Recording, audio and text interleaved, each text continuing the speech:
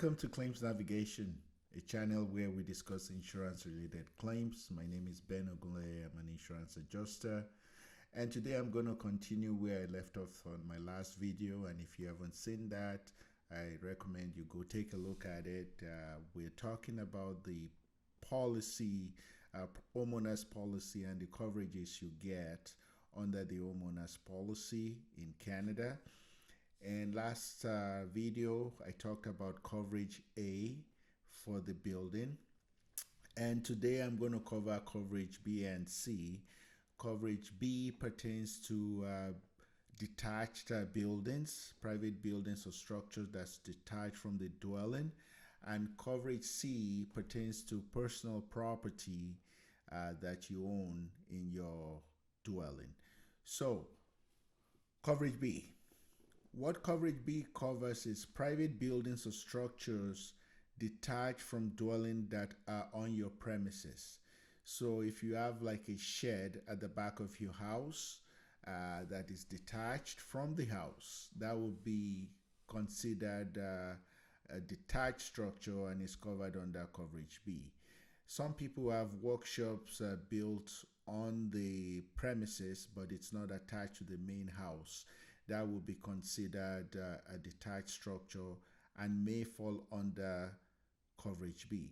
And the reason why I say may fall under is that depending on the operation in that private detached structure, if it's a commercial application, your homeowner's policy may not necessarily cover that activity. So you need to check with your insurance broker and be very open up front with your insurance company so you don't have issues with guys like me, the adjuster, when we show up and you're trying to make a claim under your homeowner's policy and we're telling you you're running a commercial operation out of the private building or detached structure.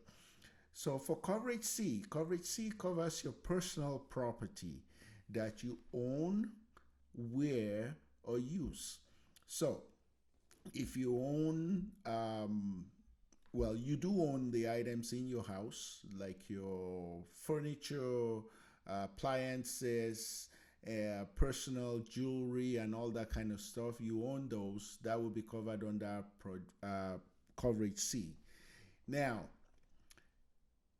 there are things you need to know about the coverages available to you under coverage C, and that's what I'm going to be talking about today, and hopefully we'll be in a position to educate you with regards to that. So one of my prior videos, we talked about personal property temporarily away from your premises, and I talked about your student child that's in college and how that the homeowner's policy extends coverage to them while they are in college.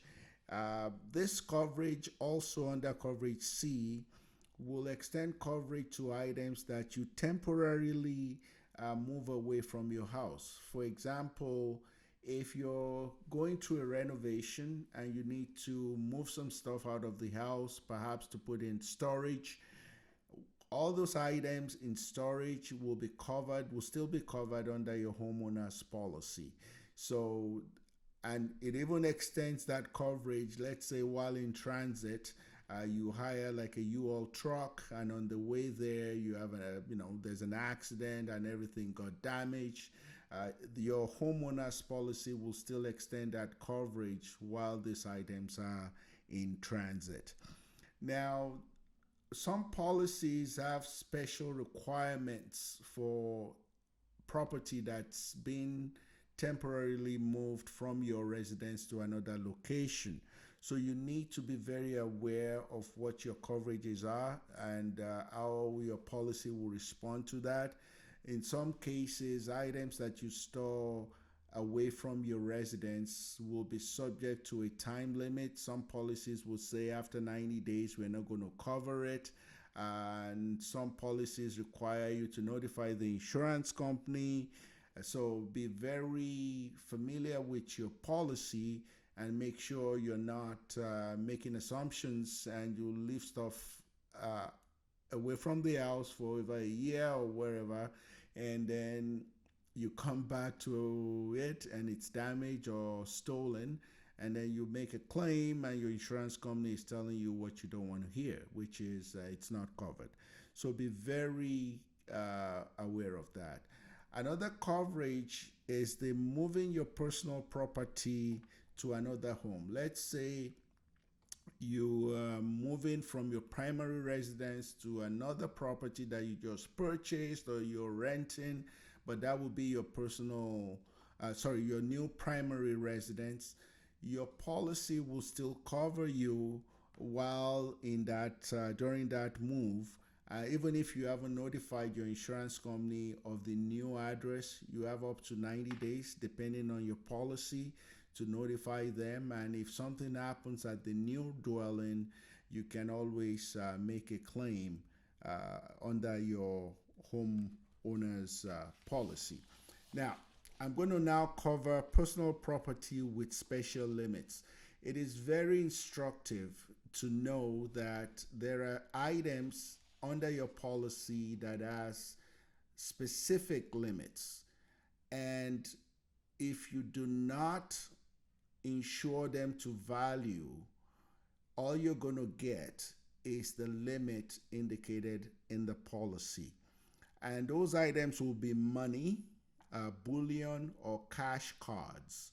So, money, if you one of those people that keep your money under your mattress and something happens, it gets stolen, or there's a fire that consumes everything in the house and you've lost your money, the most you're going to get is what is indicated in the policy limits for this item. And most policies, it could be $500 or $1,000. So you need to know this, because if you have some significant amount of cash at home and it gets lost, all you're getting is the limit. And then business property, but only while it's on your premises. So, for example, if you have tools that you left in the house or you brought into the house, and someone breaks into the house, steals those tools, you can make a claim under the homeowner's policy, but there's a limit to what you can get. If your tool is worth $40,000, you may not get more than whatever the policy limit specifies. Some cases it's 1,000, 2,500, or 5,000, but nothing to the limit, nothing to the amount of the equipment that you have lost. Securities, this will be stock certificates and bond certificates, GIC certificates, and all those security documents. The policy would cover it up to the limit indicated in your policy. There's Watercraft, which would be your ski-doo and all those equipment. There's a limit to that as well. Trailers, utility trailers. Some people have trailers to go grab stuff hooked up to your truck or your car to go grab stuff. If those trailers are stolen or damage from an insured peril, what could be fire, wind, vandalism, whatever it is, the policy will respond to it subject to the limits. And also spare automobile parts. Sometimes you buy spare parts and you store them at home in anticipation of fixing your car, and something happens to those spare parts. You can actually make a claim, but there's a limit to it. Now, each policy is different, so I don't want to specify the amount. On my policy, for spare parts, it's $1,000. Yours may be more than that or lower than that, so you need to check your policy and make sure what the amount is. Now, there are other items that the coverage extends to: theft or mysterious disappearance. And those would be jewelry, watches, gems, and furs.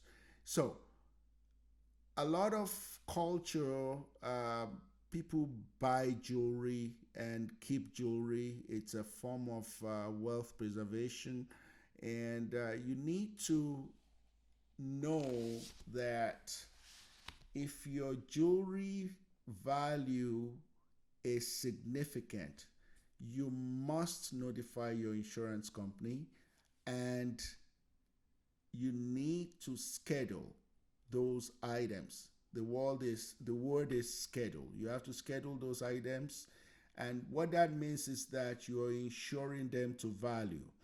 If you don't do that, what happens is that if there's a loss, your insurance company will only give you the limit as indicated on the policy. On my policy, it's $6,000. So I may have jewelry worth under 1,000.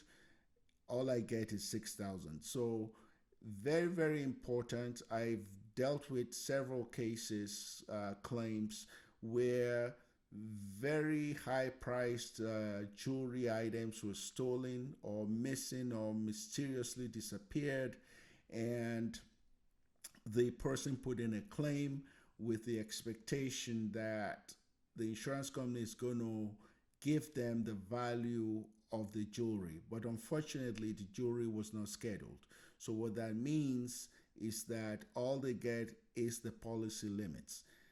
And then coins, banknote collection. Some people collect coins and banknotes, and some of those banknotes may have intrinsic value, which is because of the age or the year of circulation. It has increased in value from the face value. So you may have a $1 coin that came from the 1800s or 1900s. Today, that coin may be worth 100,000, and if you've not scheduled those items to value, what you're going to get is $1,000. So you have a significant loss. Some people collect stamps. Um, the same thing applies. Then bicycles. Bicycles can be very expensive. I've done claims for $30,000 bicycles, and like I thought it was a joke, but it wasn't a joke because like that's the value. But if you do not insure that bicycle to value, all you're going to get is whatever the policy limit says. In my policy, it's $1,000. And there are also people who collect cards, sports cards, personality cards, hockey cards, baseball cards, football, basketball, and some of these cards could be worth millions of dollars. And if you do not insure it to value or schedule these items, you're going to be met with a significant personal loss. So that's the that's it for coverage B and C. The next video we're going to talk about what is not insured under coverage B and C. And but before I leave, I thank you so much for taking time to listen to this video. There's going to be several more coming in the future, but I'll ask you to please like, share, and subscribe.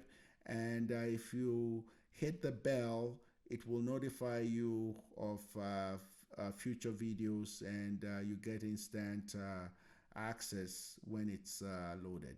So thank you so much, and we'll see you the next time. Great. Bye now.